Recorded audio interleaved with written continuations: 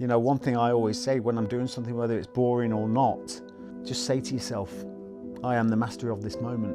I'm in this moment, make the most of every moment. People are out there getting pictures on Learjets that are sat on the ground just for Instagram. You know, we're quite happy to jeopardize who we are mentally and physically, our own well-being, just to make sure the picture of perfection looks good. You know, we're so passionate about pleasing the audience. People are starting to understand that you don't need to please the audience.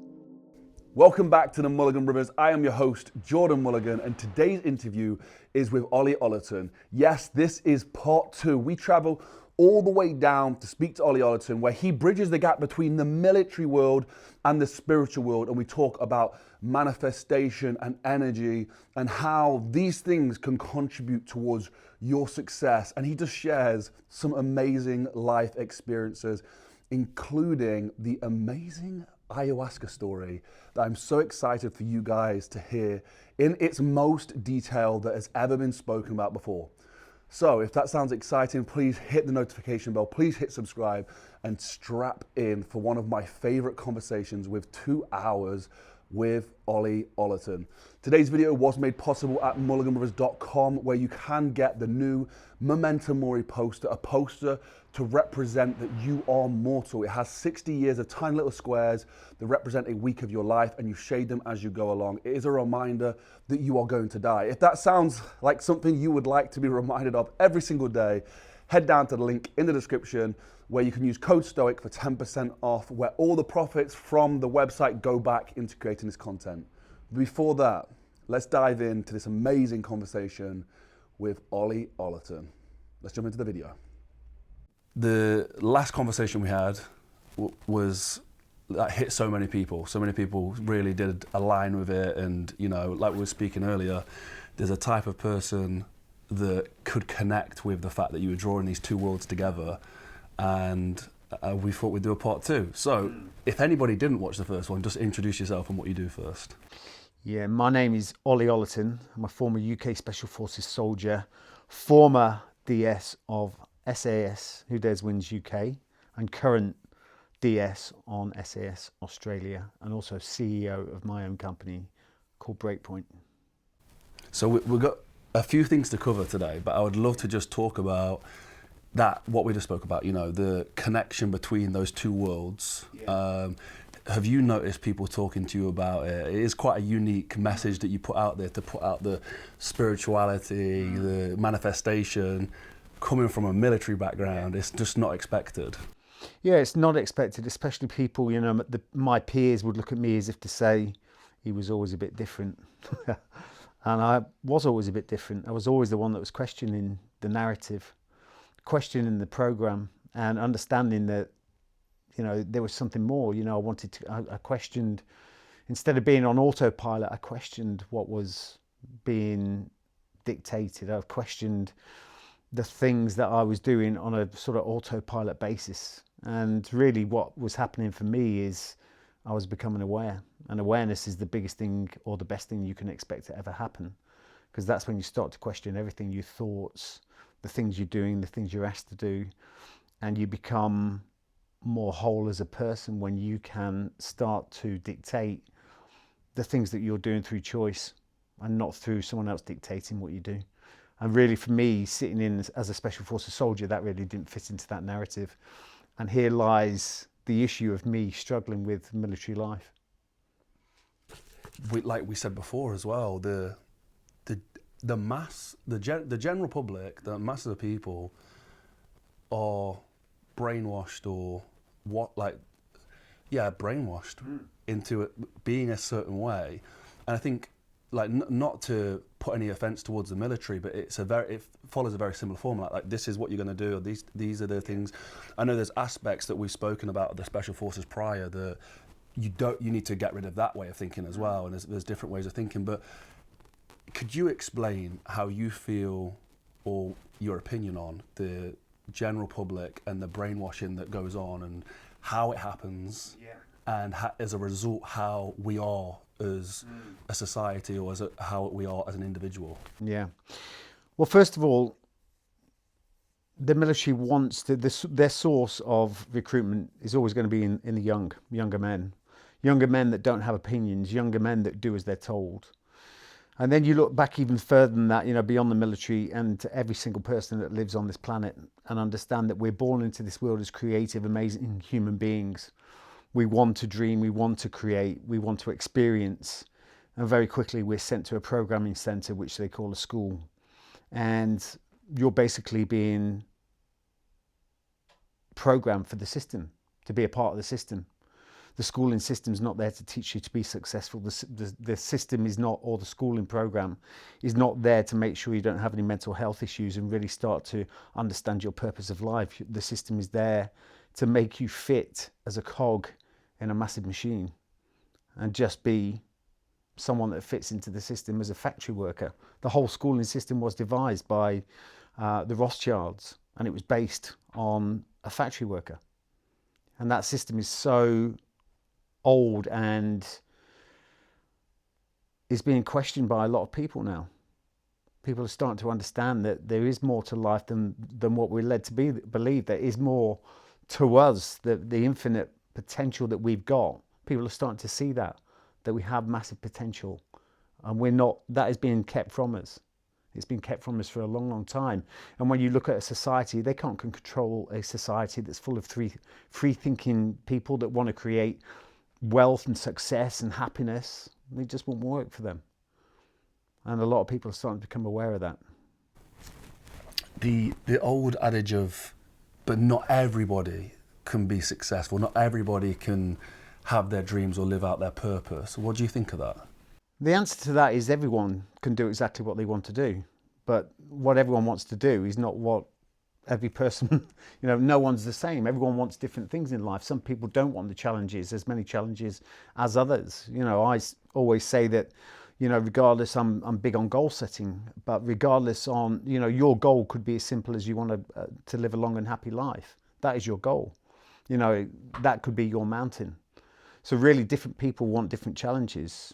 For me, I want, I feel there's a massive need to embrace challenge. The thing is, we're being led to believe that there's this utopia that we're all aiming to achieve. And that is to be sat with a margarita on a beach at the end of your working career. And that to me is living hell. That is not a dream, that's a postcard. And we've got to understand that we thrive from challenge. We thrive from adversity. And these are the things that make us feel alive. We're put on this planet to have a human experience. And the more we can understand that the challenges are there to make us grow and to make us learn. And we shouldn't be heading to this utopia where there is no effort, no challenge, no nothing. And really, when you look at society, you don't have to do anything. I can order something now. I ordered a book last night on Amazon. It was here this morning. You look back in the day when you used to want to go and get a pair of shoes. It was a challenge. Nowadays, you don't have to do anything. It's just there on your doorstep. You don't have to exert any kind of stress on yourself to get anything. And it's programming us in a very negative way. People are just becoming weak. And a big problem for humanity in general is we don't think. People think just simple thought constitutes thinking. That's not thinking. That's just a process. So really thinking is where you start to become aware of yourself. You start to analyze your thoughts. You start to question the narrative that's been given to you. And luckily, there's a lot of people starting to recognize this now. The world is changing, but not everyone will change. Not in my lifetime anyway. In my opinion, the way I see I think it would be broken down into this is, in life, there's things that happen to you, out of our control that happens to you, and you are tested and you have to, like the society we live in today, there's some people who might escape through life where that doesn't happen, or, eventually we all face some kind of adversity, but there is this preparation for that so many of us do not do. And when it comes, it breaks us. When some adversity comes, it breaks us. The idea of creating resilience in your life by testing yourself, how important is it? And how do you specifically create that resilience? Well, resilience, it's imperative that everyone embraces the skills to build that resilience. You've got to understand that life is not a golden paved path to your dreams. Life is tough. People are going to die. People are going to cheat on you. People are going to go behind your back. Life is tough. And it's about being able to prepare yourself for that. The best way I prepare for everything is the fact that I am always looking to fail. I'm not searching to fail, but I understand that when I fail, it's the biggest weapon we've got. You know, some people don't want to fail in life. They're programmed into believing that failure is weakness, and it's not. You know, my goals are always big enough that I'm going to keep on failing for the rest of my life. And if you're not failing, then your goals aren't big enough. You're not being challenged. But that is exactly why, or how you build resilience, through failure. 3 simple questions: what did I do well? What didn't I do well? And how am I going to do it differently if I do it again? But people avoid that, and that's the language of the ego. You know, the ego does not want to look like a failure. It's always trying to please the outside world. It's trying to please the audience. And this is where we're stuck. You've only got to look at social media, look at egogram, and it's all about pleasing the audience. No one on there is telling the story. No, everyone on there is faking perfection. And you imagine for kids being brought up into this world, that is absolute toxic. You know, if kids if kids learn to understand that we learn from failure, then we'd embrace that a lot more, and it would prepare us for society. But you look at the schooling system. It's always, you tell me how much of the schooling system is about teamwork, is about community. Nothing in there is about community or teamwork. It's about being first, always being first, coming first in your exams, coming first on the sports field. It's a very singular, focused program. And really, you know, we are not being given the right tools from an early age. You know, and what that ends up with is a load of adult people that never leave the schooling system. You know, people never leave school. They think they've left school, but they're always answering to a hierarchy. You know, whether that's in their jobs or whatever, they're always dealing with a hierarchy. And that's where I feel the program works, the schooling system works, because it's more about teaching you to adhere to authority as opposed to teaching you to be successful. So let's go on to this talking point that we've written down here. Humanity is the weakest it's ever been. 10,000 years ago, we were hunting and still being hunted for food. The biggest thing on our mind was what was going to kill us. We were trying to get the upper hand so we could eat what was going to eat us. Now look at us. You put someone in the wild, they would fall apart. And really, we have lost being the top of the chain. We were the top of the food chain. No longer are we that. We've got the weakest society ever. Man's purpose is being taken away. You know, we no longer are the protectors. We no longer are the providers. And that is what's causing a lot of mental health issues. In general, we have the weakest society ever recorded. I mean, what for yourself? What do you see? Like, look at. I mean, we, like you say, we look through the gaze of social media, but like in your day-to-day life as well, do you see that weak society? Do you see the difference in 50, 60 years ago? Like, what is the difference? Yeah, there's a massive difference. You've only got to, you've got to look at the youth of today. The younger people, they don't want any kind of hardship. You know, they're again, this society that everything's, they just don't think. You go down a busy street, you look at someone stops at the zebra crossing to cross the road. You go to London for the day or anywhere, any city. What is the first thing anyone does? They don't sit and think about their thoughts, think about that moment that they're in. They pull out the phone, they've got that distraction. They're not thinking at all. And they're just being part of the program, part of the matrix. So when I look around me, I just see a lot of weak humans that are basically there trying to put on this bravado face, trying to be the hard man. But underneath that hard shell is an extremely soft center that has no resilience whatsoever. How do we escape the matrix? The way we escape the matrix is by working within our 1 meter square. Cut off the outside world and focus on you. Start to become aware of the things that are going on. Start to question the narrative that is being fed and belt fed to us.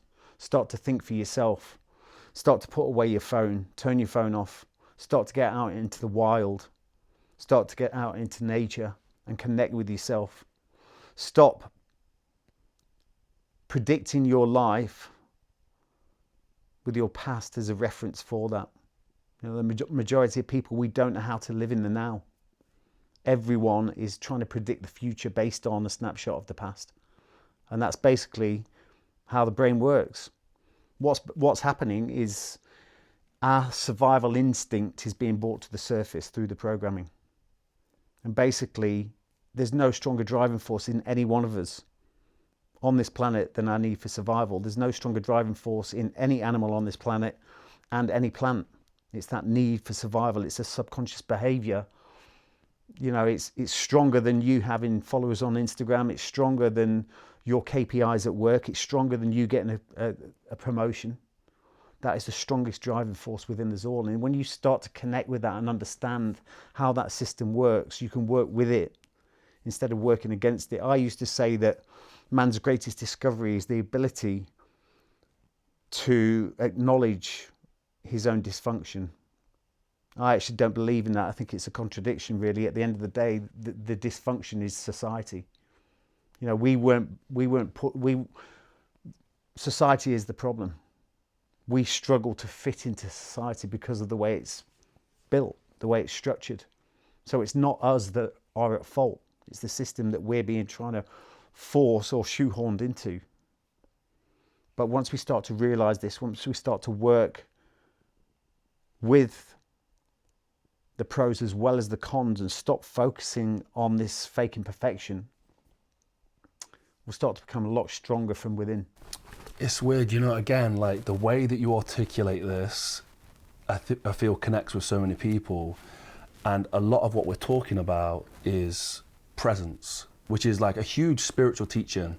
Yeah. Being present in the moment. Yeah. Not thinking about the future, not thinking about the past, but being here right now. Again, you articulate it so well, but what's your thoughts on presence? Like, what does it mean? How important is it? It's extremely important, but the thing is, it's easier said than done. It's something. It's a constant conscience. It's a constant conscious activity that you've got to engage in. The more you can do it, the better. I am constantly walking around saying, "Embrace this moment. Embrace this moment." If you're rushing around doing stuff, you usually find that you don't do it any faster anyway. And the reason you're doing that is because you're not in the present. You know, one thing I always say when I'm doing something, whether it's boring or not, just say to yourself, I am the master of this moment.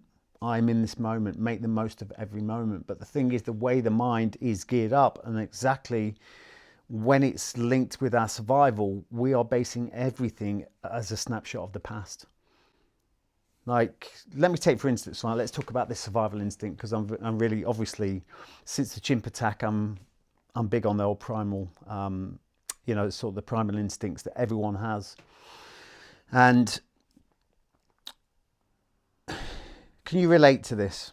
You go into a room, you go to a networking event, whether that's for work or whether a social thing or whatsoever, and you walk in, you meet a load of strangers, you shake their hand, and straight away afterwards you say, I've got a clue what their names are. Everyone does it. You do, don't you? Yeah. We all do it. The reason you're doing that is because your mind is scanning for threat. Your mind is looking at that person, each person that you're being introduced to, and it's going through the database of images of everyone you've met in your past and trying to link that to an emotion. It's trying to see if there's someone that's caused you any kind of threat previously, and it's trying to match that. When it can't match any kind of person that you're meeting in its database, it's on high alert. And that's how we are basically, that's how we're programmed. We're programmed that way. That's a survival instinct. Now, when it comes to opportunities and everything, we look at opportunities the same way. We look at anything sort of negotiating any kind of risk, any kind of uncharted territory will go through the same process. And this is why people don't challenge themselves. They don't take risks because they don't understand the process that they're going through. This causes hesitation, procrastination, everything. But once you understand that, you understand that's part of the program. That's how that's our genetic makeup. Once you understand that, you learn to work with it and learn to understand that. That's a natural thing that's going to happen. So really, you know, when it comes to our survival instinct, there's so many things that we have to bear in mind, that when we're forced into that survival instinct, And you've only got to look at society these days. You look around, you look at the news, it's fear-based, everything is fear-based. And the reason it is, the media, everything, is because there's nothing more that will get your attention in the moment than fear. And that's natural. Yeah, everything is fear-based. Fear is just a mental and emotional rehearsal for something you don't want to happen. And you have to control these emotions. You have to understand that that's just our humanness. But it's being worked against us because we don't understand it. We don't understand the power of the subconscious mind. But the people in higher places do, and they're using it against us. This is, I mean, I should have done more research on this, but it's just come to my mind. There was a train crash in Ohio. I don't know if you've seen it, the freight train that crashed, and No. it crashed. It's spewing. I forget the chemical, but it's spewing absolutely everywhere. It's happening now. It's happening right now, Yeah. and no one really knows about it. But everybody so it happened in North America. But everybody knows about the UFO sightings. They're getting more coverage, and a lot of the theory is that we're hearing about these things because it's covering up the idea, or we're more interested in this that's going on here. But there's a huge issue that is actually impacting the environment right now, and everybody's ignoring it. Nobody knows about it, and it's quite insane to me because it's one of the largest chemical spills ever that's just happened. And the administration, they blew it up in the hopes to burn off these gases, but what it's done is caused a lot of environmental impact. Not saying obviously you yourself, you haven't heard of it, so I don't want you to comment on it. And Yeah, but this is the only reason I haven't heard of it is because I don't watch the news. I don't connect. You'd have to be, and people say, well, how do you know what's going on? You'd have to be dead to not know what's going on in this planet. I don't choose to, I know I've been in a war zone. I know, and I've been in a war zone and lived in a war zone, worked in a war zone for long enough to then come home and then see what's in the papers relative to what's happening and seeing the lies and distortion of the truth. So really, when something like this happens and something big comes on the news, this is why you have to pull yourself out of the matrix and you have to look elsewhere. What's the distraction here? It's like one of the best special forces tactics. Whenever you go into to hit a target, you'll make sure there's a massive distraction close by so it grabs their attention when you go through the door. so it happens, but in terms of the government and society, I felt like I saw this happening this past week. Does it happen a lot then? It happens all the time. It's happening all the time, and that's why it's so important when you see something happening like this distraction, like such and such has just got divorced and there's a message. Who was the recent one? Johnny Depp, wasn't it? Johnny Depp, massive distraction. People are more interested in that than some kind of, something that is impacting the planet or impacting society. And this is just a distraction. There's stuff going through government, stuff happening, laws being rewritten or whatever, and then you get these distractions. And that's why it's so important when there's a distraction, you can look at this as an analogy for a whole range of things. When there's some kind of something going on, look to the left and the right to see what's going on, or look underneath it, because on the surface isn't the truth of what's going on. We spoke about you tapping into the survival instincts at a very, very young age. It happened with a very specific event. We did cover it last time, and it obviously has shaped who you are. But I'd love to know, to go right back to the start of that story, even to the point, if you can remember what the day was like, really take us back to that moment, and then let's go through that and then talk afterwards about sort of the impact it's had. Yeah, well, I mean, a lot of people probably, I'm always mentioning the chimp, and this is something that happened to me, obviously 10 years old, and something that I didn't deal with until a couple of years ago, 2019. I didn't deal with it. But that day is so fresh in my mind. I can almost smell the air, I can taste the air in my spit, and the events that happened that day. And probably because of the help of the ayahuasca ceremony I went through that relived that nightmare, if you want to call it that. But yeah, I mean, it was a day like any other as any kid. It was a hot, beautiful summer's day, and I can remember it was an amazing hot summer day. It was one of those summer days you used to get, not like the the cold summer days we get these days, but it was boiling hot, beautiful blue skies. And it was that moment when I stepped into that arena with the chimp. And, you know, I'll never forget that. And sort of engaging with that chimp and then hearing that roar that I'll never forget. And then what happened afterwards was just horrendous. And I know it sounds weird, and I say this, but I am so glad that I had that experience. I'm so glad I lived, obviously, but I'm so glad I had that experience because it taught me so much. And again, these things in life are sent to challenges to make us grow, make us learn and grow. You know, you can't choose what happens to you. But when I look back at that, it was, for me, I've taken so much from that experience, you know. And when I went and did ayahuasca, I went back, I had no idea I was going to go back there to the chimp that day. But the thing is with ayahuasca, it goes to where it's needed and not where you want it. So regardless of what your intentions are, where you want it to impact, it will go to where it's needed. And this is the thing about trauma for me. It's like you can't, or the problem a lot of people face when they're dealing with trauma is they're trying to be the person they were before the trauma, and you're not that person anymore.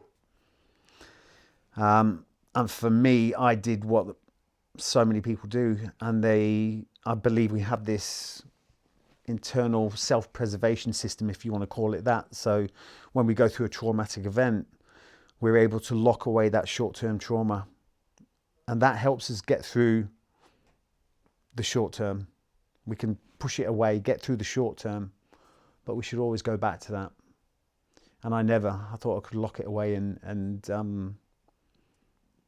forget it. And it didn't, you know, it haunted me for my life up until 2019. But when I look at the benefits of everything, you've got to look at the silver lining and everything. I always look at the silver lining. You know, as a young boy, that taught me a few things. First of all, that's what created everything I'm about, which is breakpoint. And that's taking a step into short-term discomfort for long-term gain. You know, the way that we're wired as humans, we won't do that. We're looking for the short-term comfort, and that leads to long-term pain.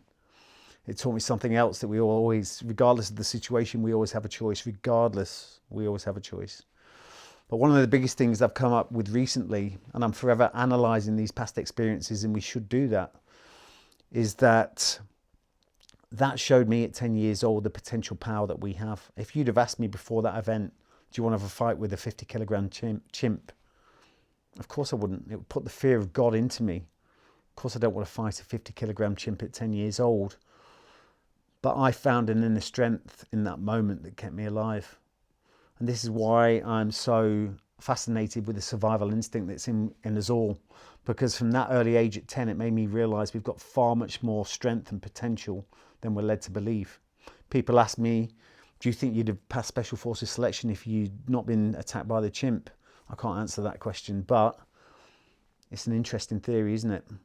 But I truly believe it did help me understand that regardless of the pain I'm feeling, regardless of the hardship I'm feeling in that moment, I've got more to give.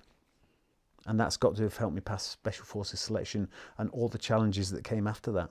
This is actually a really interesting question. I could try and save it for the podcast if we manage to do a podcast episode, because I'd like to have more of a chat. But specifically speaking about ayahuasca, so it's something I've really wanted to do massively. So I had a huge trauma about 7 years ago. My son passed away, and it's massive trauma for me.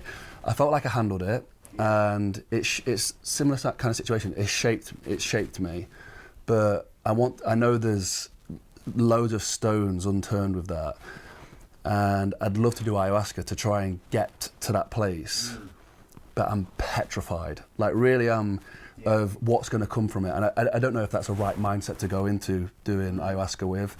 But yeah, what is the process of ayahuasca? What would somebody experience? Like, how would you describe it to somebody, like what they'd expect?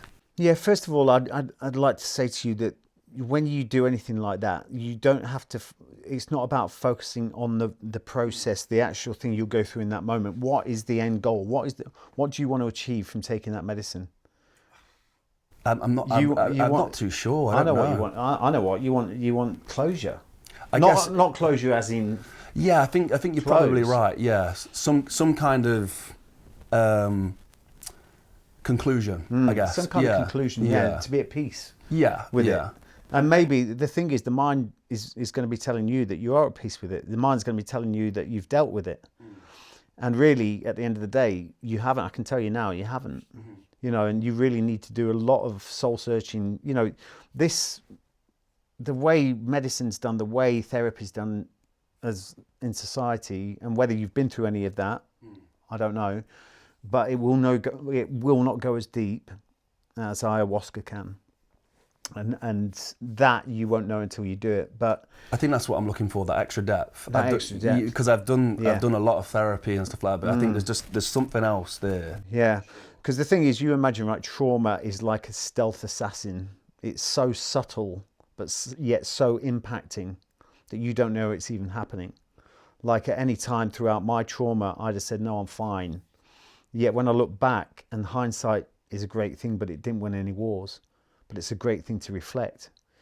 And by looking back over my life, over a massive span of my life, I've gone, right, that makes sense. You know, for me, that whole incident with the chimp taught me something really incredible. And that was the fact that it taught me, you know, in that moment, and we mentioned this on the last interview, on that moment when I got attacked, you know, and I actually surrendered in the moment instead of attacking, you know, retaliating. I lay down and just died. And I allowed, you know, what would have happened? I questioned myself, what would have happened if I'd not fought that day? And I'd have been dead. But through that ayahuasca experience, I then did die and I became spirit. And it was the most amazing experience ever. I died and went to the spirit world with my wife. Now, what that taught me afterwards is the fact it was stop fighting. Stop fighting. And I realized by looking back after that experience, it made me realize that everything in my life I'd fought against. And I don't mean being in the military, forget the military. I mean against society. I'll probably always fight against that. But anyway, against society, against schooling, against everything, against authority, everything, my relationships, everything I was fighting against. And it was about surrender. The most powerful thing with ayahuasca is you being able to surrender. And obviously for me as a Special Forces soldier, that's a really bad word that I can't, you know, it's hard to accept. But it's hard to accept for anyone. So I think really at the end of the day, you've got to go into that experience knowing that you need to surrender. And it's a hallucinogenic at the end of the day. People think it's going to be some kind of, you know, night out on a Saturday. It's not, it's hard work. When you're releasing trauma like that, you've got to go deep into that trauma and you relive it. And you actually, for me, when I went back into that trauma, I lived it. I can't remember going through that experience like I did when I actually went through that, you know, when I actually took the medicine and went through that experience. I never remembered it like that at all. You know, and now our brains are so powerful at being able to, or our mind is so powerful at being able to block out that really intimate trauma. And I feel that it helps you tap into, to be able to unravel it. For me, it took me out of being the victim. You know, it took me out of being the victim instead of being the focus of the incident. It made me a part of it. And it taught me compassion. So really for me, it's like, you know, I would strongly advise, especially when everyone's been through something traumatic. And if you haven't, you will do it sometime in life. That's just life. But really, I think it is extremely powerful. You have to really consider what you're doing. You have to make sure you go to a place that's recognized, it does it professionally. And I did, you know, Soltara in Costa Rica, which is an absolutely amazing place. But, you know, that will take you to where the medicine's needed. And if it's not needed, if you have got over that trauma, then that's fine, but it will go to where it's needed. So just the experience for yourself on that night. So have you done ayahuasca once, is it?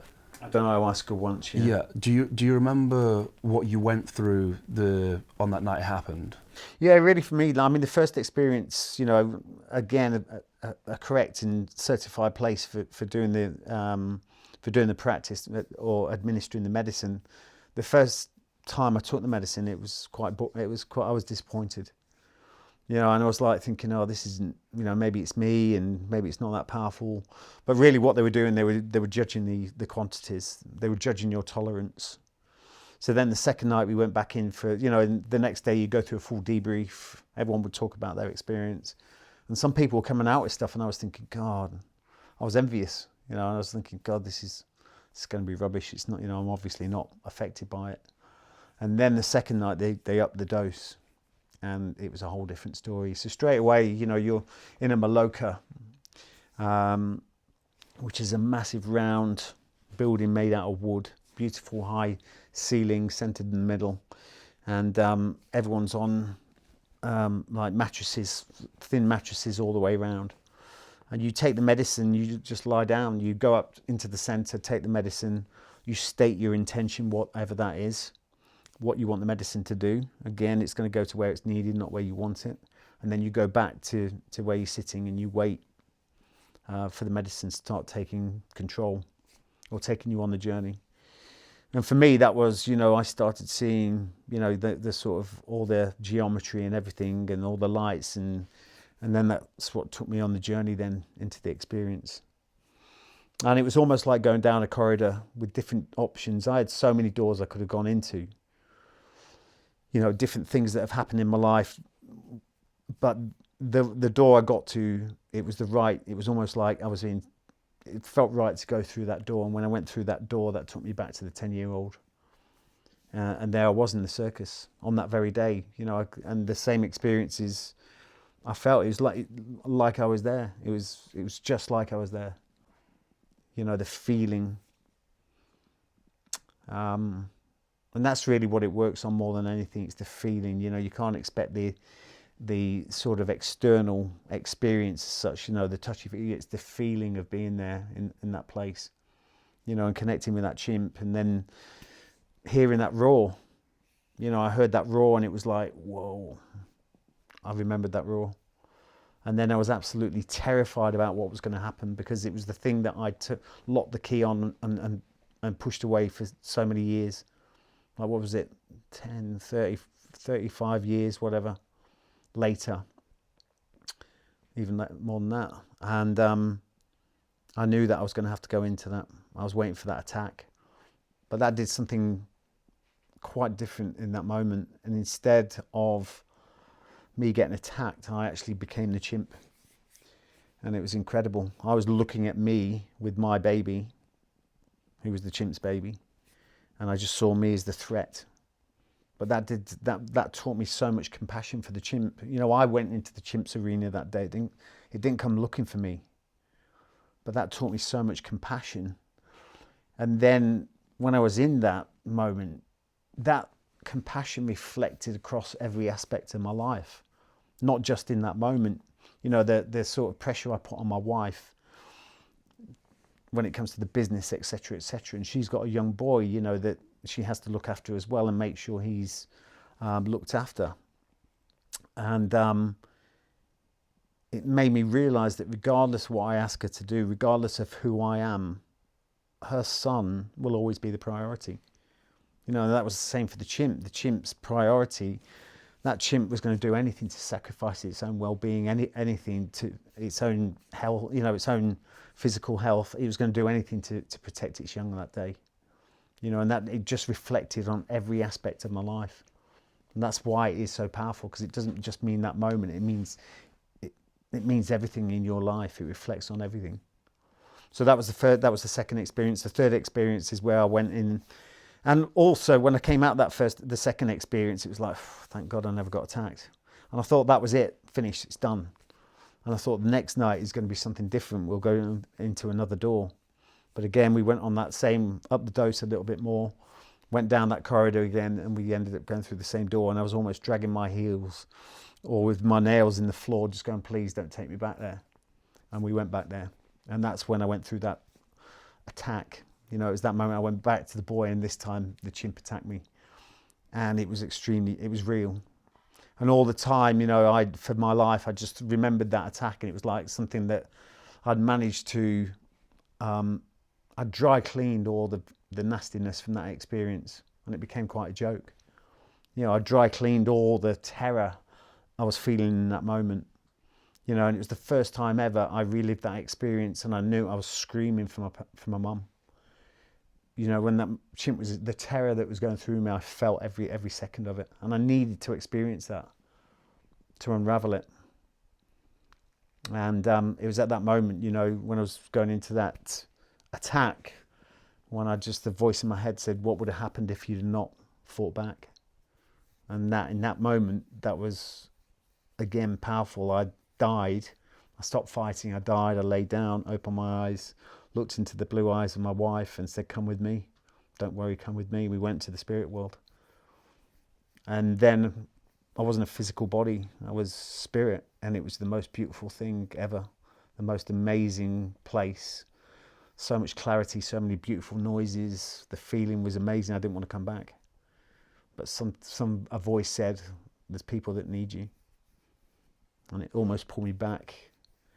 And then I woke from that experience. And it was incredible. Life-changing. Did your wife say when you eventually came back and you know back to day-to-day life, did she notice a difference in you? Yeah, 100%. And it was the first time for me, you know, it's like that, one of those biggest things for me, it was the fact that, you know, that message for me, stop fighting. You know, it's like I put so many barriers into our relationship. You know, that was the first time for me, because I was like, I'm never getting married. I'd been married once, you know, never getting married, never doing this, never doing it, you know, and then all of a sudden it was like, just stop fighting. You know, and I realized that I was putting so many barriers into our relationship, you know, barriers in the way of myself and my wife, which wasn't my wife then. And I came back, and that Christmas I proposed to Laura, and we got married a year later. But I truly believe that if I hadn't gone through that ayahuasca experience, I probably wouldn't have ever asked her to marry me. I'd have kept on fighting again, you know, fighting. So yeah, she did notice a big difference. But the problem is with ayahuasca, or not the problem with ayahuasca, the problem with society is you come back and the feeling that you get initially when you blend back into society is soon diluted. You know, society and everything dilutes all that goodness that that uniqueness that you feel.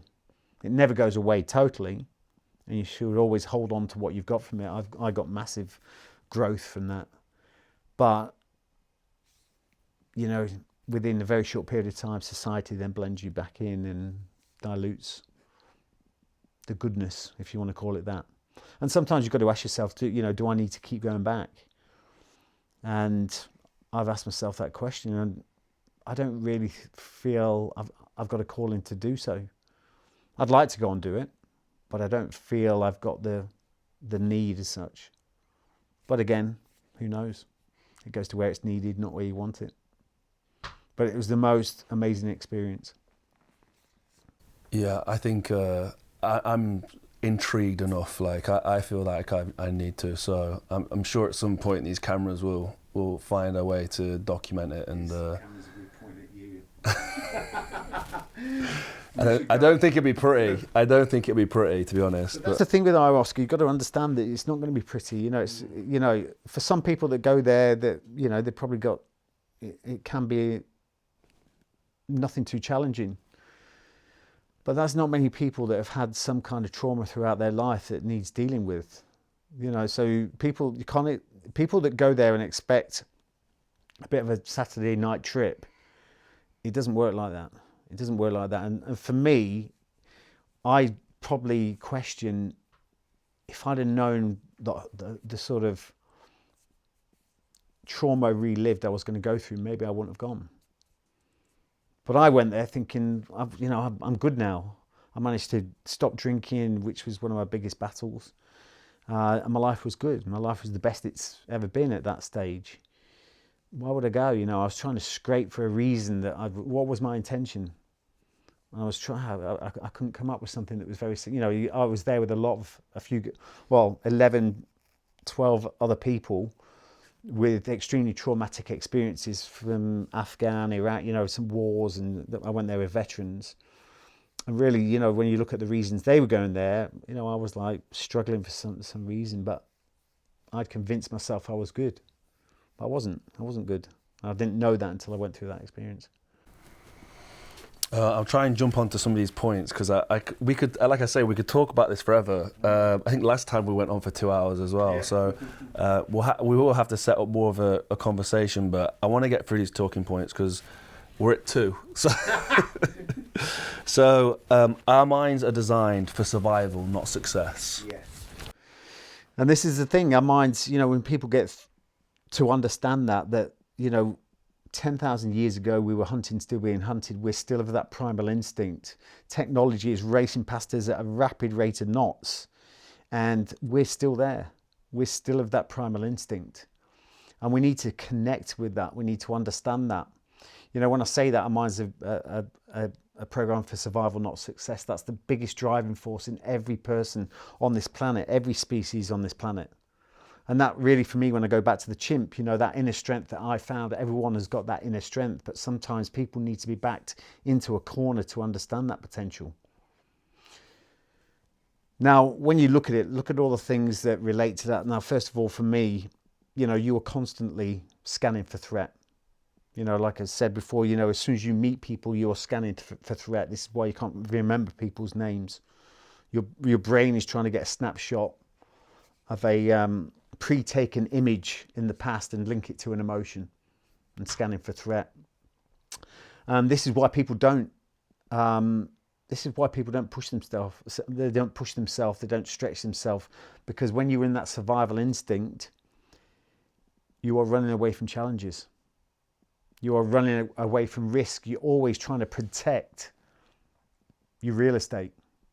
The survival mind doesn't want to go and conquer other lands. The survival mind wants to stay there and protect what it's got.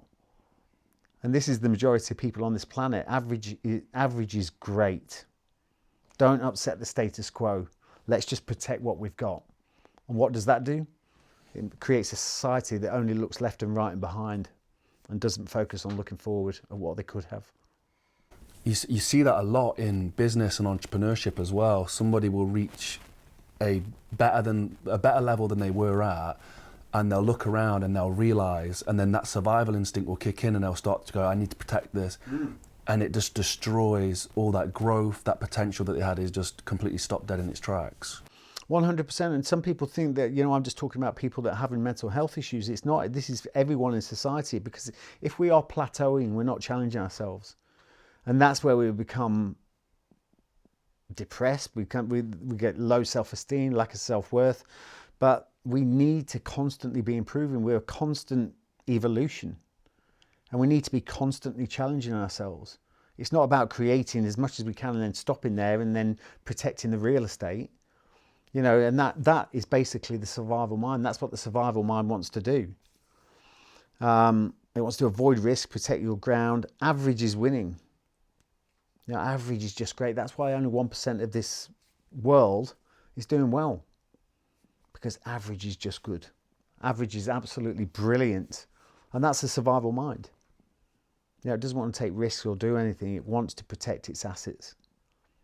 But we've got to understand this is the primal instinct, that this is the program, the real program that we work from. There's no stronger driving force than our survival instinct. We become what we think. If only people would realise this, we become what we think. And our thoughts are so powerful. It's the thoughts that create our reality. And people just don't realise that. It's the most simple thing, but when you sit in that space and realise that, we become what we think about. It becomes our outside reality. And the problem is people just aren't thinking. You've got your frontal cortex, which is 50,000 to 70,000 thoughts a day. Some people a lot less. But 50,000 to 70,000 thoughts a day. And this is our conscious mind. Now, we are wired negatively. Again, this is linked with the survival instinct. We're wired negatively. And that means cavemen didn't used to come out their caves 10,000 years ago, look around and think about the networking they could do. They were thinking about everything that could kill them. So everyone can relate to that. When it comes to our survival instinct, there's absolutely no benefit in thinking positively. Absolutely nil. So that's why we are predominantly negative. Everyone can relate to that. As soon as you come up with something you want to do, you'll think of 1,000 reasons not to do it if you give yourself time to do so. And really, for me, this is like just being aware of that, just understanding that we're wired negatively. 50,000 to 70,000 thoughts a day, we are predominantly going to focus on the negative unless we have some clear direction about what we want to do and what we want to achieve. But we've got to understand that that is created through our thoughts, and our thoughts become our reality. There's only two ways you can affect the subconscious mind, and that is a highly impactful emotional situation. That could be someone getting shot, that could be a positive thing like getting married or whatever it is. That affects and has an impression on the subconscious mind. The only other thing that can impact the subconscious mind is repetition, constant repetition. And in here lies the problem. That's why people that are constantly told all their life that they're worthless, they're useless, then they adopt that message themselves and tell themselves all the time, I'm worthless, I'm stupid, I'm this, I'm that. And what does the subconscious mind do? It's the blind master that listens to the message. It will do exactly what it's told. And once it goes or is impressed upon the subconscious, it has no other way but to come out as form. And that's our outside world. And when you start to understand that, if I asked you to do a picture of the brain, you could probably do a picture of the brain, probably quite funny, but I could probably get the gist it was a picture of the brain. But if I asked you to do a picture of the mind, what would that look like? There is no picture of the mind. Absolutely no picture of the mind. And really, you know, it's a guy called Dr. Thurman Fleet that came up with this. It's called the Stick Man. 1934, he came up with this. And he tried to put into an image of how our system works. We've got our five senses, which stimulate our thoughts. Our thoughts come into our conscious mind. And the more we impress the thoughts in our conscious mind on our subconscious, once we do that, it has no other way but to come out as form, which then creates a reaction. And that is really how the mind works. And that's why I'm very strong on the fact that the first law of success is repetition. Because first of all, we have to control the thoughts that are going on in our head. This is why I have to build positive affirmations. As soon as we come up with something that is very negative, which predominantly we are negative, we have to combat that with something positive, something to overwrite that program.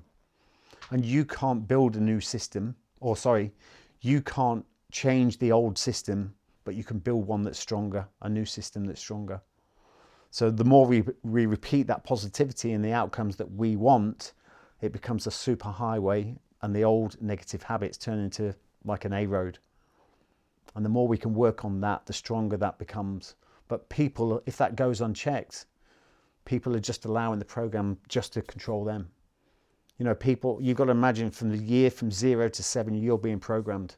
You have no conscious mind.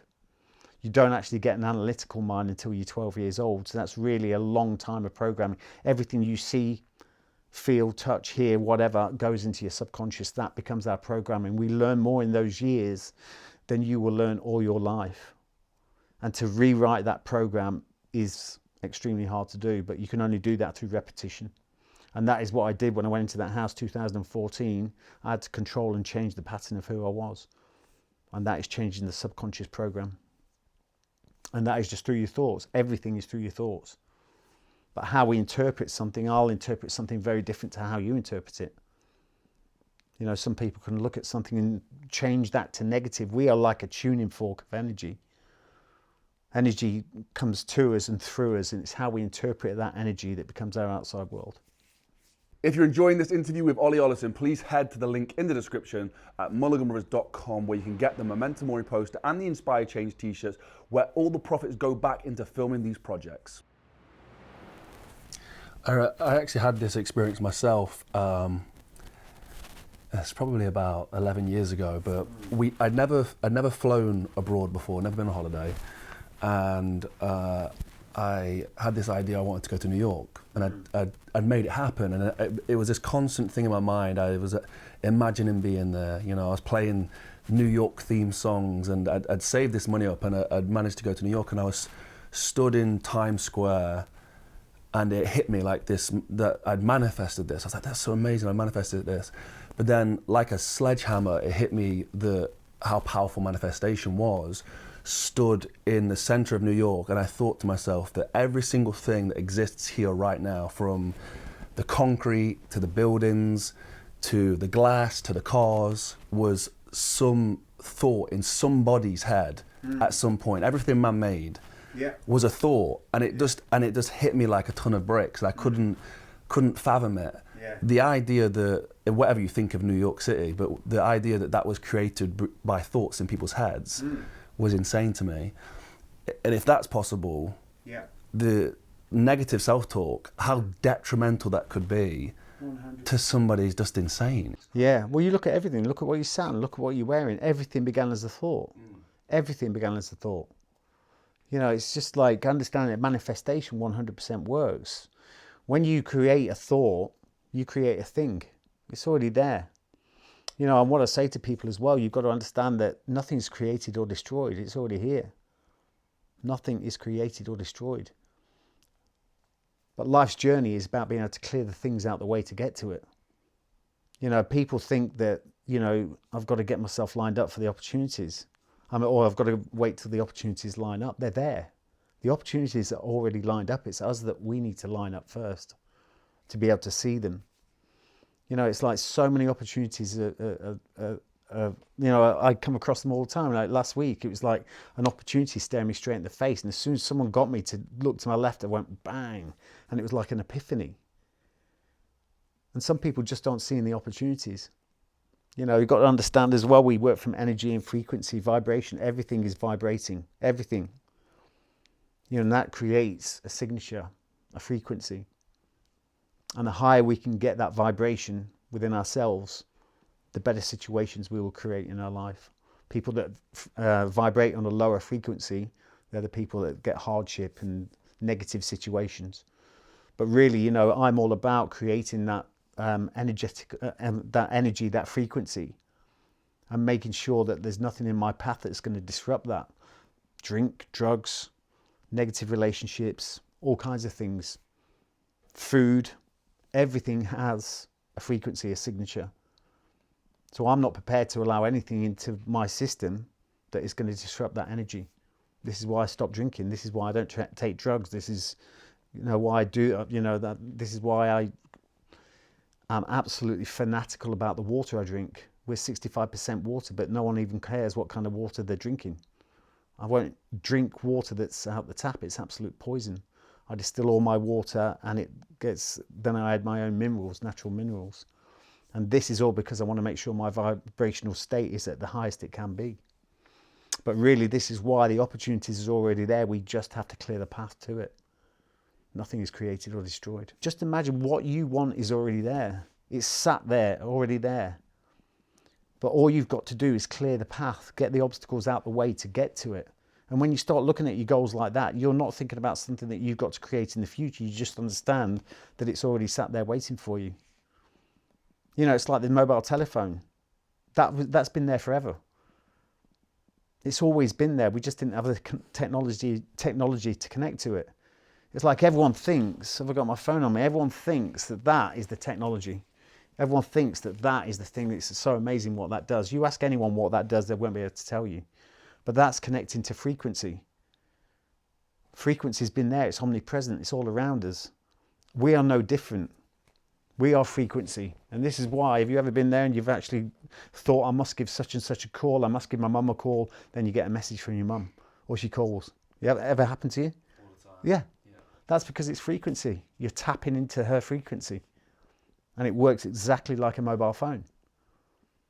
I wish if people started to understand that, the potential of who we are, the humanness, our human potential, we are so powerful. But we've lost a lot of these things. And you can see as time is going on now, we're losing the ability to think. You know, they talk about telepathy, this, that, and the other, and some people think, oh, you're mad thinking that. I truly believe that was something that was apparent a long time ago. But all these things are being hidden away from us to steer us away from believing or understanding how powerful we are. I struggle with the idea of speaking of these things as well because of how it's perceived, and that's why I connected so well with our first conversation that we had. You know, I felt like you bridged the gap, and when in like our journey, Mulliganbrothers, and you know Luke and William as well, my other two brothers, we have a really strong connection with like serendipity, you know, and we feel that these things, it feels like magic, and it feels, and when we, I don't know how to word it other than like working at a higher frequency, a higher self, whatever it is, those things happen all the time, and it's like these little marker points to say like you're on the right path, you're on the right path. You and it really does feel like that. Is there an explanation for that? You know, is there a better way of articulating it? No, I just think that's so right. But you've got to accept that instead of saying, look, this is the coincidence I don't believe in at all. I used to, you know, and that's the natural thing to say. Well, that was coincidence. Oh, that was weird. And you never sit there and analyze that situation, something that's just happened to you. You know what I mean? But you should, when these things happen, you should sit there and think, why has that just happened? Sometimes it can be something you can't connect the dots. But a lot of the times it's there for a reason. But the thing is, we've been told to believe that's weird. It's not weird. And I stopped myself from saying that a long time ago. It's not weird. This is the power of our humanness. But the thing is, if you don't believe in magic, magic's never going to happen. The magic's never going to happen. And stop looking externally for that magic to happen, because it's internal. You are the magic. You know, we are programmed to believe everything is external. You know, and that for me, you know, I was bouncing around the world going to war zones thinking, you know, this external fix was going to make me happy. Being in a war zone, that was my calling, which it wasn't. And then it was there only that time when, you know, I came back, had been over in Thailand, did the most powerful thing ever. That was rescuing those kids. I wasn't being paid, but it was the best return on investment I've ever had. And that's when I realized the power of helping others. There's nothing more fulfilling than that. I think everyone can start to relate to that. You can relate to that. If you start to think, oh, I'm doing this, how much am I getting in my bank account? You know, if you're focused on the money, you're going to go nowhere. It's going to be a dead end street where you're never going to feel accomplished whatsoever. But if you look at the service you're giving to others, it's an extremely fulfilling way to look at things, a way to reframe things.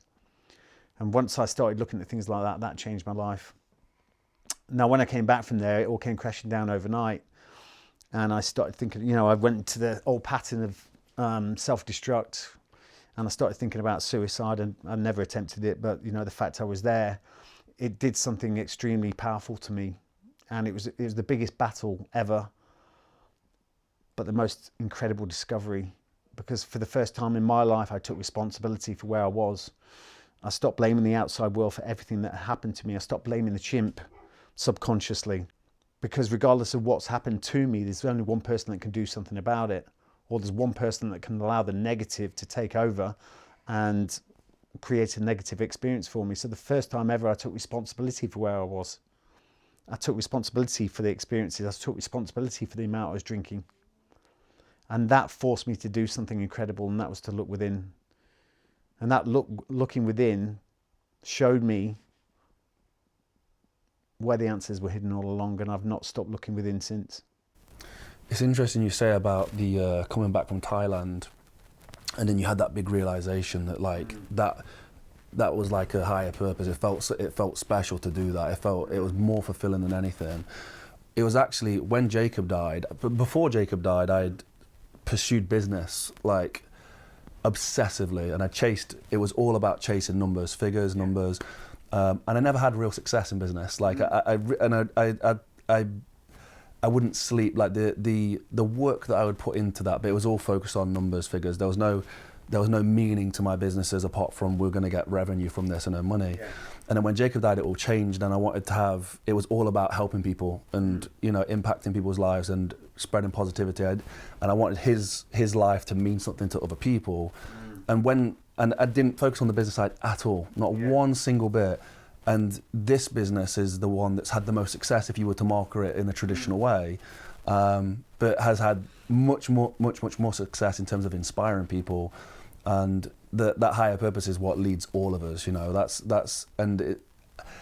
To have to have that lesson, I wish I could really tell that to people, because when people come to us asking about how to do this, it's always about, how do I grow my subscribers? How do I get more revenue? How do I do, always. And it's, if you just follow a higher purpose or reason as to why you're doing it, you'd have so much more success. Yeah, 100%. It's the same as me. I left the military. I got paid nothing in the military. It's one of my biggest reasons for leaving, really, was the fact I just never had enough money. You know, so when I left, there was one thing on my mind, and that was money. Everything was about money. I would do anything to create that revenue. You know, everything. I wasn't passionate about a purpose or this, that, and the other. I was passionate about how much money I could earn. And that's why I ended up getting pulled back into that sort of mercenary world, because the money was so good. You know, so I ended up back in the place that I didn't, you know, that I came from, so to speak. A few less rules. But it was all about the money. And then, you know, I believe that experience for me, you know, in Thailand, which I had no idea the value that was going to give me, you know, like I say, I wasn't being paid. I actually funded the whole thing. And like I say, it's the best reward, best remuneration I've ever had. You know, not financially, but it was the first time that I allowed the passion for what I was doing to be more powerful than the money. And then what happened is that the money became a byproduct, and it's never stopped being a byproduct ever since. See, when you're anything's bitch, whether that's money, pornography, drink, whatever, you're always unstable. You're never going to be fulfilled. You know, I was money's bitch, I was porn's bitch, I was alcohol's bitch. You know, and that really is a low self-esteem. You know, lack of purpose. And once you get that purpose, once you get that understanding, you know, for me, my mission statement is to create a globally identified brand recognized for the positive growth and development of others. You've got to think as humans, of course, we're going to feel empowered when we start to help humankind. You know, of course we are. And, you know, a lot of people can change their lives simply by reframing what they're doing. Everyone is doing something in the service of others. Someone that works in the shop, you know, the co-op or whatever, they're doing something in the service of others. Someone that works in the laundrette, you're doing something in the service of others. And that's how you should frame it. When you're getting up at Monday morning and it's like, I don't want to go out, I'm just paying the bills, my kids, this, that, and the other, blah, blah, blah. Get away from that. What is my purpose? I'm doing something in the service of others. And that is powerful.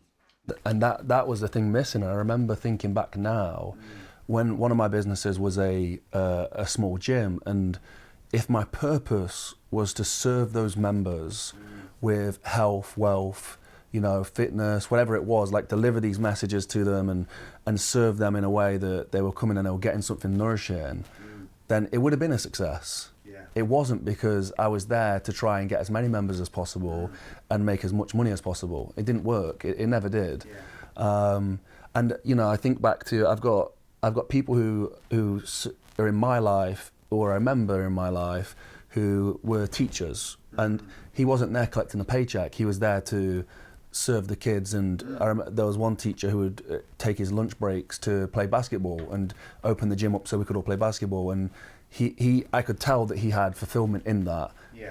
And he inspired all the kids at the school as well, because they knew that he was doing it for another reason. He wasn't getting paid to be there, and he felt fulfillment in that. Yeah. And you can find fulfillment in any job.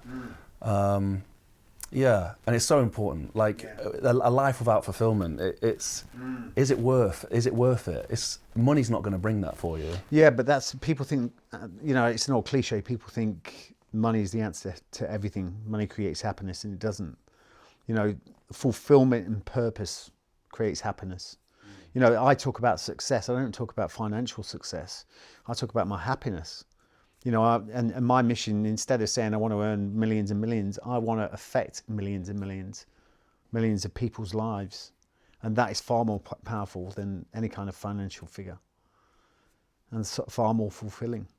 But, you know, we're led to believe that everyone, you know, people are out there getting pictures on Lear jets that are sat on the ground just for Instagram. You know, everyone's creating this picture of perfection again.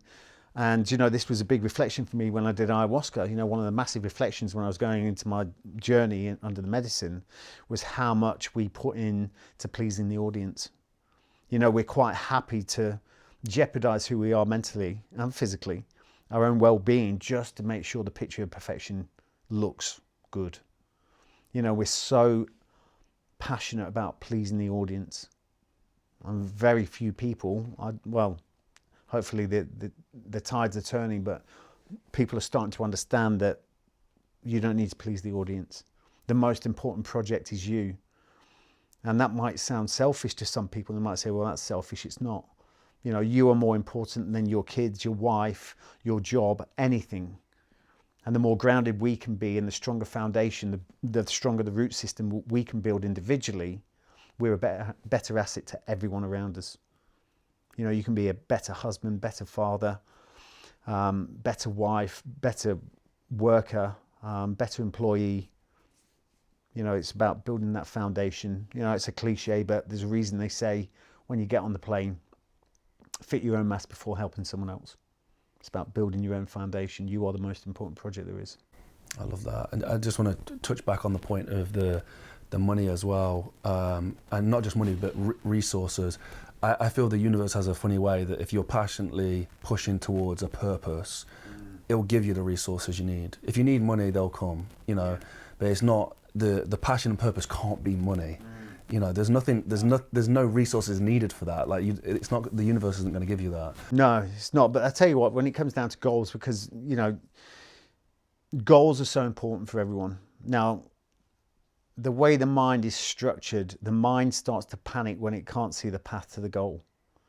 So as soon as you start to come up with something that you want to achieve, it will throw in, what about you're going to do about money, what you're going to do about this, what you're going to do that. And because you can't connect the dots and build your way to that destination, it will negate the fact it can be done. And this is why people do not achieve their goals and their dreams, because they're not prepared to head for something that they can't see the path to.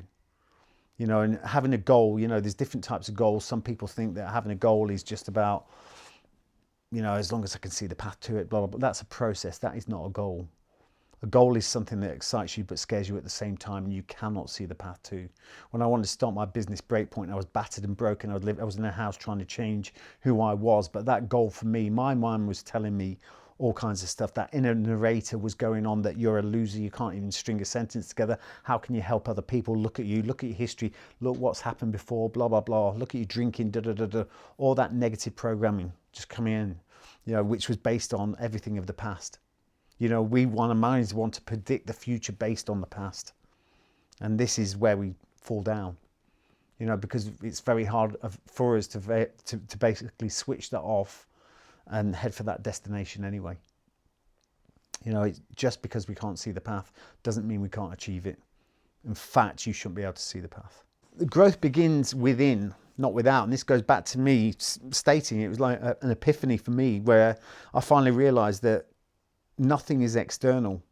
You know, the majority of people think they want to change, and they think they can change their external environment, which will make them change. Nothing changes until you change the energy of who you are. You know, but everyone thinks, well, let's relocate, let's go and get another job, let's do this, let's get a loan. You know, let's go and get a loan for the business, and then that will change everything. Unless you change who you are, nothing's going to change. So really, this is why we have to focus within, otherwise we end without. You know, and that's why it's so important. The change needs to come from within. Whether that's, you know, for me, when I started on my goals to start my company Breakpoint, the first 3 months of it was a 12-month goal that I'd set. And the first 3 months of that weren't even about Breakpoint. The first 3 months of that were about me, reducing the amount I was drinking at the time. I don't drink anymore, but it was reducing at that point because my inner narrator told me that I'm never going to be able to stop drinking. I managed to conquer that, which was one of the greatest battles. But that inner narrator is what you've got to get over. But, you know, for the first 3 months, it was about identifying my weaknesses. They became my goals. So, you know, is the amount I'm drinking helping me? No. Is toxic relationships, are they helping me? Are the people I'm associating with, are they helping me? You know, it's about making sure those negatives become your goals. So really, you know, everything I do is about, you know, and everything I advise anyone to do is don't start heading for the big goal unless you've got the foundation of who you are right first. You know, people that come on our courses and things like that, and we're moving now very much into that virtual space. We're building our own platform, but, You know, it's about creating the foundation of you first before anything. You know, people want to change their life. They say, oh, I want to come up with a business. I want to do this, that, and the other. They try and force that in the frontal cortex where your conscious mind is. And the answer's not there. I'll tell you now, if you do want to start your own business, you want to do your own thing, get who you are, get your energy centered, get your energy, your frequency at high vibration. The idea will come soon. But stop trying to force it and work on yourself. Nothing changes unless you change the energy of you. Something I don't think we covered last time, and I'd be interested to hear your thoughts, because it's massive in our family. On my dad's side, alcoholism is huge. Like, you know, my uncles, grandparents, grandma, like, lost them all through alcohol. I'm just interested in your experience with that. Like what was that experience like on a day-to-day basis? I know it's different for absolutely everybody. It is different for absolutely anybody, and I'm not here to demonize drink, but I'm here to say that, you know, for me, I just don't, but I think it's the most toxic substance there is out there. It's quite interesting that if someone tells a group of people that they've given up smoking, they get a well done. But if you say you're giving up drinking, you get a why.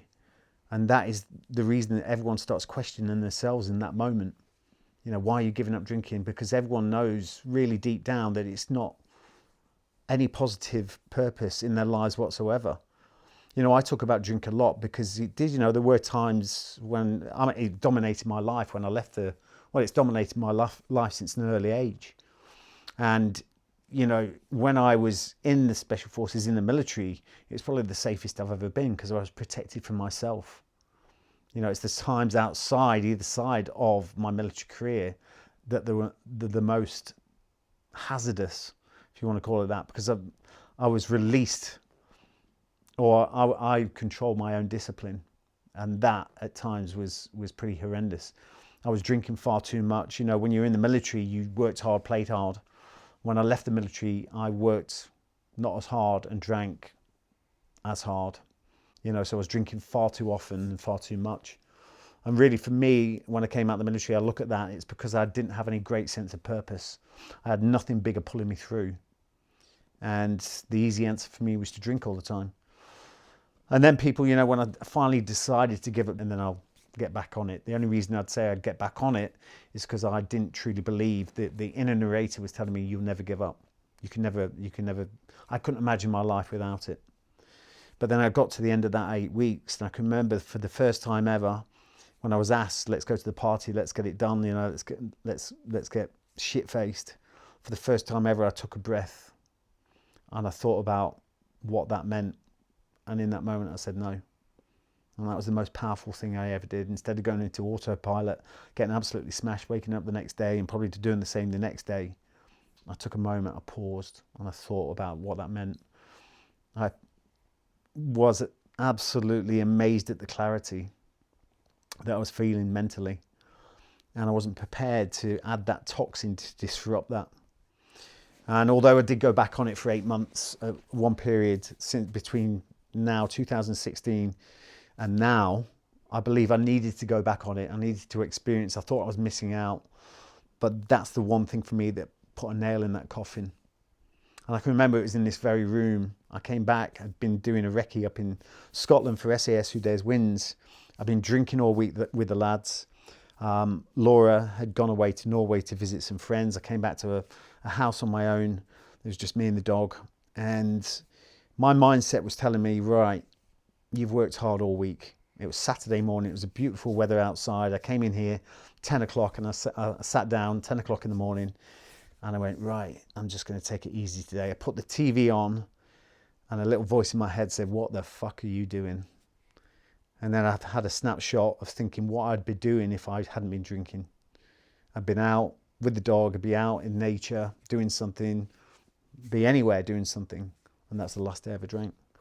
And for me, people think, oh, well, he stopped drinking because obviously he's an absolute nightmare when he's drinking. There were some chaotic moments. But for me, the clarity of my mindset is affected by a single drink. It's a chemical that causes numbness, and I don't want that numbness. For the first time ever, and the reason I was drinking a lot, first of all, because I wanted to rent a personality, and secondly, because I hated the reality of who I was. And it wasn't until I started to love who I was that I then realized I didn't want to affect that balance anymore. So really for me, you know, I just feel I'd advise everyone to stop drinking. I just think one thing is, you can't tell anyone how good it is. They have to experience that. And it's the most amazing thing I've ever done. But for me, when I gave up drinking, because that inner narration was saying to me that you'll never stop, beating that was the most powerful thing. Forget it was the alcohol. And once I did that, I know I can achieve anything. That is powerful. I think, I don't drink. Mine's more out of fear of falling into a trap, but also I'm not a fan of it. Like I don't really like it, but I think renting a personality. I've never heard that before. I love that. That's fantastic. But that's it, isn't it? When you're a kid, it is. Yeah. That's what you do. That's how you start. 100%. Everyone says it. Like I just wanted to feel a little bit merry, a bit more confident. You know, things that are missing that maybe you should work on instead of fulfilling it with a drink. Emotional observer. Yeah, when I talk about the emotional observer, that for me is about that awareness again. You know, your emotions are there for a reason. You know, for instance, let's look at fear. You just mentioned fear as well there, Jordan. It's like fear is the one thing that's stopping you from drinking.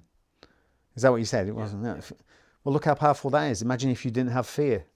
So it has a use. Some people are, you know, say that they've got no fear. Anyone that's got no fear is either dying or they're dead. You know what I mean? These emotions are useful. It's kept us alive. And today, thank God for fear. Okay, it keeps us motivated to not sit in the space that we plateau in. You know, so if it wasn't for fear of not achieving things in life, etc., etc., it's a great motivator. Fear is a great motivator if it's controlled the right way.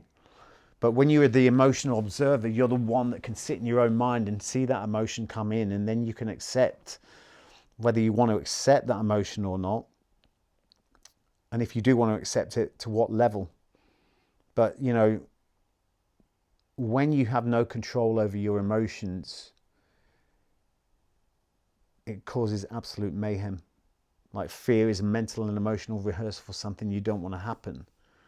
And 9 times out of 10, you get through some kind of situation and realize, why was I panicking? You know, and it's just, these emotions need to be controlled. So really it's about aggression, ego, any kind of emotion. It's about putting yourself in the driving seat, you being the stopgap between that and that emotion taking over. It keeps you in the driving seat of those emotions. I always look at it like a fast flowing river, and you're caught in that, like the river of emotions. And for the first time you step on the side and you dictate what emotion you want to feel in that moment, instead of being caught up in it, in the mayhem of it. But learning to observe your emotions, understand why they're there. You know, when it comes to aggression as well, there's a lot of people saying you shouldn't be angry, you shouldn't be this, that, and the other. You should be angry. That's a normal emotion, the same as love, same as anything. You shouldn't suppress those emotions, but you should be able to control it. I mean, I've heard a lot. Have you heard much about Jordan Peterson on his? He talks a lot about men should be dangerous, and he's getting a lot of negativity around that. And it's so true. Men should be dangerous. And people say, well, that's wrong. Well, it's not wrong if you've got the discipline to hold that where it's meant to be, until such a time as you need to show that. You know, having these emotions is extremely valuable for us to evolve, and you shouldn't suppress that. But you need to be the observer of your emotions, otherwise you become the victim of them. You mentioned Jordan Peterson. Obviously, I followed Jordan Peterson for a long time. I think a lot of people who view the channel have. I'd love to start with Jordan Peterson, but maybe talk about a few of the other guys similarly in the space that, you know, some of the teachings that you learn from them, some of the people that you follow, just as recommendations for some of the listeners. Yeah, well, Jordan Peterson, I think is incredible how I love how truthful he is. You know, he speaks his mind. He's not prepared to compromise on that. He doesn't speak for the audience. Someone that's been amazingly inspirational to me for a long time is Bob Proctor. And although he is no longer with us, he's left an amazing legacy, but he talks so much about energy. He talks so much about vibration. People talk about the law of attraction. They don't understand there's a bigger law than the law of attraction. That's the law of vibration. And that's why I talk about the fact that we need to get ourselves to a high vibrational state, because people don't understand that the law of attraction is working 365 for everybody. It's not just the people that choose to believe in it. The law of attraction is working for everyone. We're all attracting, and that's what we think about. You know, our subconscious mind is a goal-striving, goal-getting machine that stops at nothing till it gets what our dominant thoughts focus on. We are driven towards our dominant thoughts. So that's why it's so important that we, first of all, we control the thoughts that are in our minds, and we make sure that they are positive as opposed to negative. But really, what I love about Bob Proctor is the fact that he is quite upfront in saying that this is not necessarily his content. He puts a spin on it, but this is content that's passed down the ages. You know, is re-stimulating. You've got to understand self-development was so popular in the 30s. I think one of the best all-selling records of all time was Earl Nightingale and one of his recordings. You know, this stuff is resurfacing now, but it's been suppressed. It's being suppressed because it allows us to understand the power of who we are. So Bob Proctor, and then thirdly, one of my biggest influences is Joe Dispenza, Dr. Joe Dispenza. His story is amazing. You know, he broke his spine or broke his back, and he was told he would never walk again. He was knocked off his bike, and he trained his brain to believe that he would walk again, and he did within a very short period of time. But he is the only person when it comes to self-development, or is certainly the master of actually adding the science to spirituality. You know, he provides the science to everything that he talks about when it comes to spirituality. He's done over 8,000 brain scans, you know, to prove his theories. He's curing people from blindness and all kinds of things. He's absolutely amazing. So really, they're my three best go-to people of influence. Just want to pick up on it. I just laughed a little to myself. Was the idea of manifestation or law of attraction that basically, like the way you said it is, everyone's using it. Yeah. I think but some people don't realize they're using it because they're drawing negativity into their lives all the time. Exactly. Which is just, it's brilliant to see, because, you know, in their heads, they're probably like, it doesn't work because, you know, I want money, but I'm not getting it. Or, you know, they're drawing the negativity in all times. Their thoughts become reality. It's great. I just love the way Yeah, but the thing is, you got to look, you know, like I've talked about, you know, your subconscious mind, you know, once you imagine like your subconscious mind, which is the driving force of who we are and what becomes our, you know, that's what makes our outside world, our reality. And that is driven by the thoughts of the mind. But it's like the blind master. It sits there with it can't see anything. It hasn't got the ability to accept or reject. Once it's impressed upon, it has to come into form. So when you look at it like that, you know, what you're saying in your conscious mind, you're impressed. It's like the blind master sitting there saying, yep, I'm going to believe anything you tell me, and I'm going to get that for you. You know what I mean? So if you've got that negative, which are predominantly negative, if we've got that negativity going around, I hate myself, I hope that doesn't happen, this, that, and the other, the more you hate on something, the more likely you are to have that in your life, more of it. You know, because the more you focus on anything, the bigger it becomes. You know, for me, when I was thinking about suicide, I sat there thinking, what's happening to me? I hate myself, I hate my outside world, I hate everything, I hate all these situations, and I just keep getting more of it. So what's the opposite of that? The opposite of that is to create the person in my mind, an image of the person that I want to be and what that represents. What does that person look like? Create that image in your mind. Okay, let's go a step further. Add feeling to that. What does it feel like to be that person? And that was the one thing that got me out of that bottomless pit of despair, that suicidal mind trap, was thinking about the person I wanted to be. Because the more you think about anything, the bigger it becomes. Yeah, that's funny you say. I remember for myself, I was like 360 pounds. I was huge at one point after I became after losing Jacob, and I could not lose the weight. I hated myself. I would say it all the time. I hate myself. I look disgusting. I don't like what I look like. I'm fat. I'm out of shape. All this kind of stuff. And the only time I had success of getting the weight back down and staying down there was when I was still like 320, 330 pounds, but I started to say, this is what I've got, and I know I'm capable of more, but I love myself. You know, I know, and I started to imagine myself as what I wanted to be, and started to feel like I was in that, and it just started slowly coming down until I was exactly where I wanted to be. But it took the shift in mindset completely to be able to do it. Yeah. What is that? So we can't be who we can't imagine ourselves to be. Is that right? Yeah, but the thing is, you're connecting to an energy.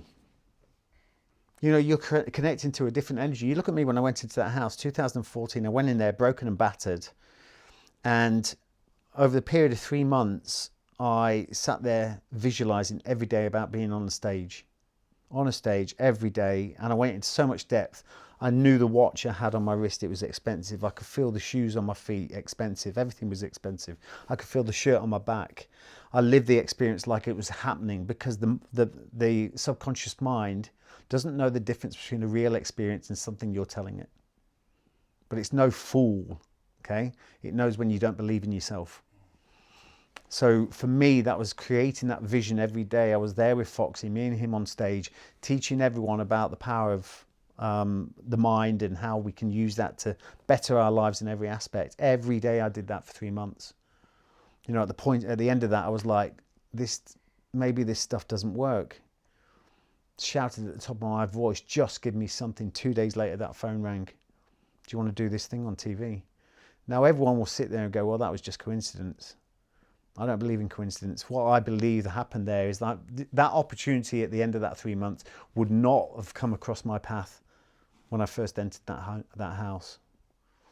But because I got myself to such a good, high vibrational state, that connected me to that opportunity. I recommend anyone, because I think for our first interview, I read your book, and there's a lot of stories about this. I think you wrote yourself a contract. Yeah, I remember that. So I recommend, I'll link it down below, the first book, and it's you know, it's huge insights into how you set everything up and use manifestation to manifestation. To It's that, you know, and like reading that contract out to myself. You know, I did a contract, an official contract,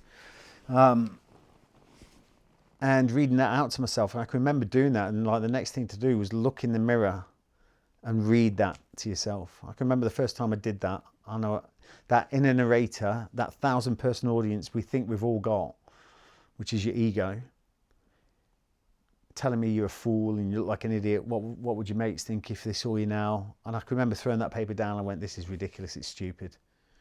And I went down, sat on the sofa, and then I went, if I can't tell myself what I want to achieve, how can I ever expect to achieve it? Got the piece of paper, went up there, still felt like an idiot, but I kept on doing it until I didn't feel like an idiot. And I was dreaming about a stage with hundreds of people. I was delivered the biggest stage in the world, and that was the TV. I never set out to be a celebrity, but it creates exposure. It's given me a voice. I feel I've got a duty to help as many people as possible, and that's extremely powerful. But I truly believe thinking about that every day and falling in love with that visualization, put myself there as if I've actually already achieved it. Your brain doesn't know the difference. Once you're passionate and you've got that self-belief, it will come to you. If you haven't got the self-belief, your subconscious mind is no fool. So there's a lot of that in the first book, and I think the first conversation we had, again, we're talking about bridging that gap between these two worlds that you wouldn't typically find, and a lot of that's in that first book. The new book that's coming out is based on about survival, and so how do you bridge the gap between survival and the spirituality and those kind of things? Well, I think at the end of the day, you know, my job is to be in the service of others, to help mankind or humankind as much as possible. So I think really, you know, I look at people nowadays and you're seeing young lads that can't even tie a knot. And I feel that something that could very easily happen, and we've just been given a snapshot of that, is absolute societal breakdown. It's happened in countries all over the world, and I think it could happen at any moment. How prepared are you? How prepared is anyone? And this can be as simple as, where's your mindset at? And understanding when something happens, what you do go through mentally and how you can overcome that. And then there's all the things in preparing yourself. You know, it's a modern day survival Bible for things that we don't really have any plan for. You know, what would you do if the whole grid system went down and we had no electricity, no internet, no phones? Everything just broke down overnight, the whole financial system. What would you do? So this is a book, it's the new survival Bible. It's got some traditional stuff in there. You know, as simple as what would you do if you're out with your family one day, a country road, you had an RTC road traffic collision, your wife or your kids are bleeding out and you can't do anything? What would you do? But you need to keep them sustain their life for an extra couple of minutes so the ambulance can get there. What would you do? The majority of people have said, I wouldn't know, I haven't got a clue what to do. Don't put yourself in that situation, and that's what this book is all about. That's what the book is all about. It's similar to the point of what Jordan Peterson says about be dangerous, and men need to be dangerous. It's men need to have this tool of being dangerous. So I get like the book covers these things that we need to have. Hopefully, we never have to use them. So, like, when's the book out? The book's out 25th of May, so that's when it gets released, and it's called How to Survive Almost Anything. So we see we're at your house at the moment, and there are certain things that I think people, like you've said, like hopefully that doomsday doesn't come. And, you know, there's certain things I can see around the house that, you know, you'd be in a good situation if it did come. But like, I think a lot of people get flack, and it's happened recently with doomsday preppers and people who are preparing for a bad situation to happen. And also, I wouldn't mind mentioning the massive truck outside as well, but is there a negativity to preparing for something bad like that to happen?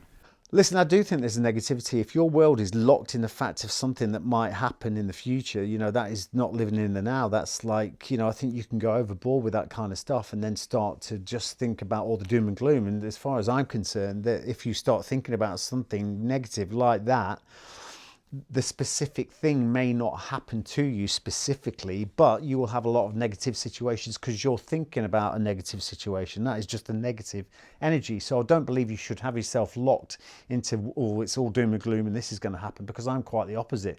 That is why on my social channels and stuff, you know, I get a lot of people say you could, you know, use your channel to really speak the truth and do this, that and the other. I won't do that because I think there's so much more value in empowering people to feel positive. Regardless of the situation, empowering people to be positive in a negative situation, you know, humility in the face of adversity, etc., etc. All the stuff that I've got around me is because I have everything, because I've got a sense of purpose with everything. You know, I said in one of my books, you know, how would you live if you were the only person on this planet? What car would you buy? Would you go out and get the two-seater Ferrari, you know, that can't go over land and stuff like that? How would you dress? How would that be different? You know, so really, I look at all my stuff, everything has a sense of purpose. I buy a vehicle for a sense of purpose. You know, I love my trucks and things like that, but, you know, come the day anything does happen, everything around me will be useful, but it's not bought with the premise that it's all going to go wrong. You know, at the end of the day, I feel blessed that I'm on this earth at this moment in time, witnessing what's going on. You know, we all should feel like that. You know, that's another thing as well. People should start to appreciate that we've already won the race. You know, every person on this planet at the moment of conception, you were one in millions that made it through. And then you get into this life now, and life says, now what are you going to do? People don't understand that. They sit there just going like a repeat habit loop of nothingness every day and don't realize that you've won the biggest lottery already. That's life. And it doesn't matter what situation you're in. You know, you should be blessed to be in these times and experiencing what's going on and look at life exactly like that. I love that perspective, especially the opportunity to just be a living life form, like how crazy that is. I'd love to hear your perspective as well, like if we zoom out of the galaxy, the universe, like really take it out and just see what a small speck Earth is as well. Like, I mean, just your opinion on that. Like, I really don't know. I agree with you in terms of I don't think people realise that gift, but it's so like the idea to be existing is just absolutely mind-blowing when you take everything in consideration. Well, it is, and people rarely sit in that. You know what? I know this sounds quite negative, but I would in some respects, I don't wish it to happen, but in some respects, I sit there and wonder how the beauty of everything falling apart. Everything falling apart, all the systems, everything falling apart, and allowing us to connect with who we actually are at last. Start to become human again. The power of everything we've got to offer. And I think there'd be, if that did happen, always looking for the silver lining, there's benefit to that. Sometimes all these systems and all these programs and everything put in place is not allowing us to be human, not allowing us to appreciate the gift of who we are. But really, people rarely sit down, and no disrespect to them. It's the system that we're caught up in. The system doesn't want us to think. The system doesn't want us to be creative, doesn't want us to be successful. It just wants you to churn through life. And the majority, what that creates for the majority of people, it just wants them to tiptoe safely to death, not do anything outlandish, and just average is brilliant. I came up with this the other day, and Laura says, I'm sure someone else has said that, and I don't really give a shit, really. At the end of the day, people are always trying to come up with something new that no one else has said, and pretty much anything that you've said has been said by someone else. You know what I mean? It always has. But I came up with this the other day. I thought, what is discipline? What is discipline? And I went, it's the disciple within. When you understand what is discipline, the power and the freedom of discipline. There's so much freedom in discipline. And what is discipline? I refer to it as that, the disciple within. What is a disciple? A disciple that's someone that is a follower of the teaching that wants to become the master. And really, that is, when it comes to discipline, that is, like, I look at my life, that discipline process not each and every day, but the majority of days, I have this discipline process. And when I don't do it, I feel like I fall outside of the track. I have to put myself back on. And I feel that is where freedom lives. It's only when you haven't got anything disciplined within your life, you've got nothing, that's keeping you focused or on a certain pathway, that is when the mayhem sets in, the confusion and everything else. And then people sit there thinking, I couldn't do that because it's too structured. But I just believe that's where the freedom is. And that is being the disciple within. Love that. That's fantastic. So let's just stick on discipline. One of the things that I ask a lot of people is, what does your morning routine look like?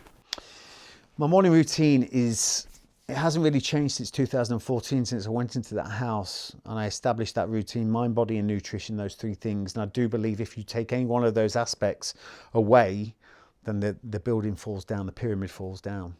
So really for me, in the winter, I give myself a break because I've started being a lot more kind to myself. In the winter, it's 6 o'clock, but in the summer, I get up with the sun. And that really for me is, I get up, I come downstairs, and I'll have that nourishing drink. I do like coffee, but you've got to avoid things like coffee for the first drink. You've been in a fasted state for 6 to 8 hours. Your body doesn't want coffee. Your body wants something nourishing. So for me, first thing is warm, organic lemon, water. And then I'll have that first 30 minutes before I'll touch anything else. I've got a sauna outside, and then the next process from that is to go outside, sit in the sauna, listen to a guided meditation for 25 minutes. Guided meditation for me, I think that is so powerful because we talk about being in the present. There's no better a powerful tool than meditation that can help you at any time during the day to actually live in the moment and cut off the absolute mayhem of the 70,000 to 100,000 thoughts, or 50,000 to 70,000 thoughts that are going around constantly. It helps you to get clarity and live in the moment at any point. And also for me, it's your focused attention at your intentions. That's what meditation means. So in that moment, it's being able to clear your mind and focus on the things that you want to achieve. So that's where I bring in that visualization as well. I choose a guided meditation because my mind easily gets distracted, and I find it keeps me on course to really go through that 22 minutes or whatever it is. And you can pick any narrative as well. You find anything on YouTube, there's any narrative, goal setting, job interviews, abundance, whatever you want, it's there. And then for me, it's exercise. You know, go out, do that exercise. Usually that looks like a 7K run with the dog, or go to the gym, or I do a mixture of both. And then when I come back from that, you know, I'm in my home office. That's the first time I'll turn the phone on. You know, the last thing you want to do is turn your phone on first thing in the morning, or have it on all night, not on airplane mode. Because all it takes is you to turn on Instagram, you put a revealing picture on the night before, you turn your phone on, you've got one like, your whole world is falling apart. But it only takes a bit of bad news in the morning. That first 30 seconds can set your whole day up. And it could be a bad email, a message from someone. Keep your phone off. You know, so for the first time when I come back, sit in my home office at 7 o'clock or whatever, I then turn my phone on, I deal with the day. People are just getting up at that time. My phone's not going off, WhatsApp's not going off. And it's my time to really focus. You know, and I find that I can do an hour's work in that time that would take me probably 2 hours to do later on in the day. You know, there's no better time to do something than the start of the day as opposed to the end of the day. And really for me, I don't care the kind of day I have, I'll always win. As long as I've given myself something first. I take myself to the day, I don't let the day walk all over me. But as soon as you've done something like that, you've broken through that negativity, all those messages in your mind saying, don't do it today, start tomorrow, you've worked hard enough this week, blah, blah, everything that's going on that we all have. When you've broken through that, no one can touch you. You've already won each and every day. So that for me is like my morning routine. And I just think it's like your most important project is you. And it's the best return on investment you can ever aim to get. I love that. The idea of keeping the phone off, but the reason why, that's fantastic. Thank you so much to Ollie for doing this video with us. We had an amazing time. 2 hours of great information. If you have lasted this long, please comment down below that you watched the full thing. Let us know your favorite bit as well. And also come drop me a message on Instagram at Jordan Mulliganbrother and share your experience. The ayahuasca story and the ayahuasca conversation has led to me looking into this a little bit more, and it is something that we're going to be documenting in the future. So if that sounds interesting, please hit the notification bell and subscribe to the channel. All of this was made possible at Mulliganbrothers.com. So many of you have ordered the poster. We have a version 2 coming as well. So if that sounds interesting, please head to Mulliganbrothers.com where you can use code STOKE for 10% off of the poster, and also the Inspired Change t-shirts, hoodies, and the journals.